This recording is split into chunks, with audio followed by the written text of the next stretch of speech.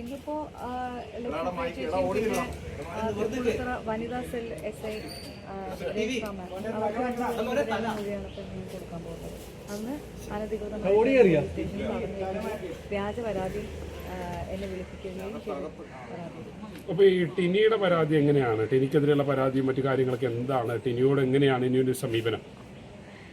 അദ്ദേഹം എന്നോട് മാത്രമല്ല ദ്രോഹം ചെയ്തത്, ഒരു സമൂഹത്തിനോടാണ്.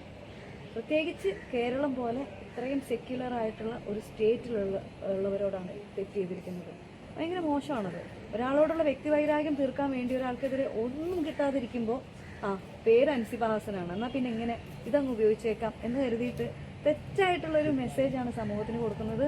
ഭാഗ്യവശാൽ കേരളത്തിലാണ് നമ്മളെല്ലാവരും ജീവിക്കുന്നത്. മലയാളികൾ എല്ലാവർക്കും കാര്യം മനസ്സിലായിട്ടുണ്ട്. അപ്പോൾ എന്തായാലും ചെയ്തതിനോട് ഒരിക്കലും ന്യായീകരിക്കാൻ പറ്റില്ല. അതിനുള്ള ശിക്ഷ അദ്ദേഹം അനുഭവിച്ചേ പറ്റൂ. തീർച്ചയായിട്ടും ഞാൻ പരാതിയായിട്ട് മുന്നോട്ട് പോകും. അതിനുള്ളൊരു കാരണം കൂടെ ഉണ്ട്. ഞാൻ അമ്മയിൽ ഓൾറെഡി പരാതി അയച്ചിട്ടുണ്ടായിരുന്നു. അപ്പൊ പരാതി അയച്ചു കഴിഞ്ഞ അവസാനം മീഡിയയുടെ പ്രഷർ കാരണമാണ് അമ്മയിൽ നിന്ന് പറയണത് കേൾക്കാം. അതിന്റെ മുന്നേ ഞാൻ പല പരാതികൾ കൊടുത്തിട്ടും ഈ കാര്യങ്ങളെല്ലാം പറഞ്ഞിട്ടും ആരും കേട്ടിട്ടില്ല. മീഡിയയുടെ പ്രഷർ കാരണം മാത്രമാണ് എന്നാ കേൾക്കാം എന്ന് പറഞ്ഞു. അപ്പൊ ഞാൻ പറഞ്ഞൊരു കാര്യം, ഇതേ കമ്മിറ്റി തന്നെ കേൾക്കാം എന്നാണ് പറയുന്നത്. അത് ഈ കമ്മിറ്റിയിൽ വിശ്വാസം ഇല്ലാത്തതുകൊണ്ട് അവിടുന്ന് റിസൈൻ ചെയ്ത് വന്ന ഒരാളാണ് ഞാൻ. റിസൈൻ ചെയ്തതിന് ശേഷമാണ് എനിക്ക് മീഡിയയിൽ ഇത് പറയാൻ പറ്റിയത്. അവിടെ ഇരുന്നുകൊണ്ട് എനിക്ക് പറയാൻ പറ്റില്ല. അപ്പം ഞാനിത് പറഞ്ഞു കഴിഞ്ഞതിന് ശേഷം ഇതേ കമ്മിറ്റിയുടെ മുമ്പാകെ ഞാൻ ഹാജരായി വീണ്ടും ഇതേപ്പറ്റി സംസാരിക്കണം എന്ന് പറഞ്ഞു കഴിഞ്ഞാൽ എന്നെ പരിഹസിക്കുന്നതിന് തുല്യമല്ലേ അത്?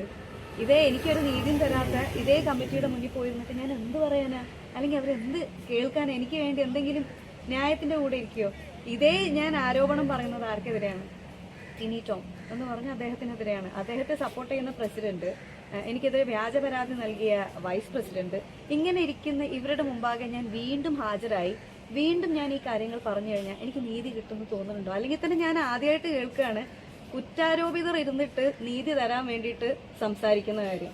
മറ്റാരെങ്കിലും ഇരുന്നല്ലേ സാധാരണ സംസാരിക്കുക ഒരു നീതി നടപ്പാക്കാൻ വേണ്ടിയിട്ട്. അപ്പം ഞാൻ ആകെ ആവശ്യപ്പെട്ടത് മറ്റൊരു സമിതിയെ വെക്കണം.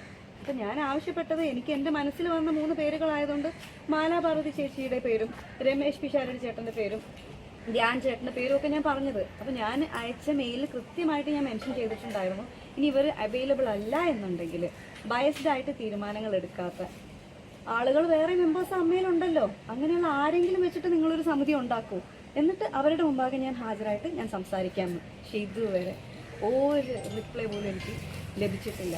അപ്പം അതിൽ നിന്ന് ഞാൻ എന്താ മനസ്സിലാക്കേണ്ടത്? തീർച്ചയായും സാമൂഹിക വിപത്താണ് ടിനിച്ചേട്ടൻ എന്നുള്ള കാര്യം വ്യക്തമായിട്ട് എനിക്കറിയാം. അതിനെതിരെ ഞാൻ മുന്നോട്ട് പോകുക തന്നെ ചെയ്യും. ഈ ശ്വേതാമേനോൻ ടിനിക്ക് അനുകൂലമായ ഒരു നിലപാടാണ് എടുക്കുന്നത്. പലപ്പോഴും അൻസിബയുടെ പരാതി പോലും ചർച്ച ചെയ്യേണ്ടെന്നാണ് ശ്വേതാമേനോൻ പറഞ്ഞത്.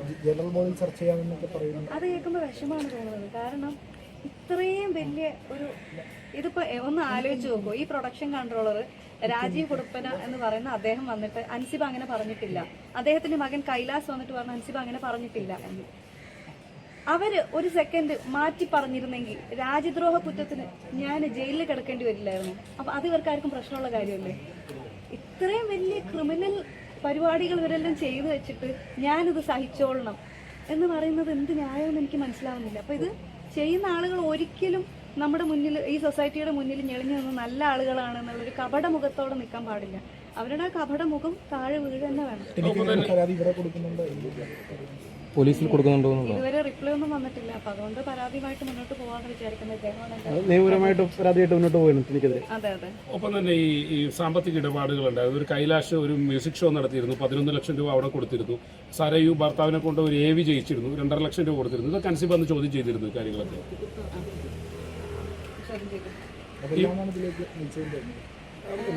ചോദ്യം ചെയ്യലാണോ ഇത്തരം മറുപടികളുണ്ടായിരുന്നു?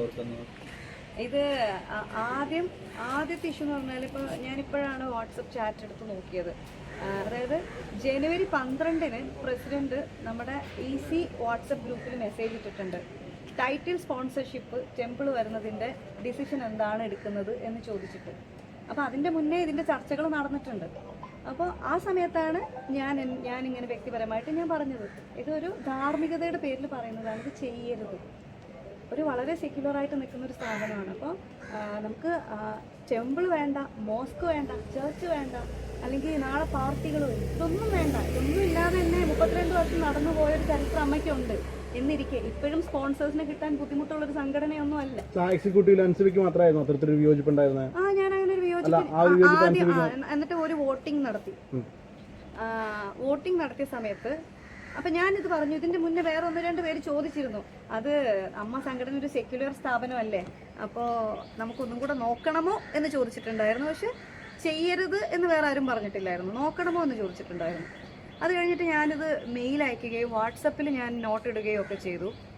അപ്പം അതിന് ശേഷമാണ് ഞാനിത് ഈ മെയിലൊക്കെ അയച്ചതിന് ശേഷം അമ്മയിൽ തന്നെ മറ്റൊരു മെമ്പർ എന്നെ വിളിച്ചു. പിറ്റേ ദിവസം എന്നെ വിളിച്ച് ചോദിച്ച ടോൺ ഇതാണ്: മോളെ, നീ എന്തിനാണ് മോളെ അമ്പലത്തിലൊക്കെ അതിൽ നിൽക്കുന്നത്?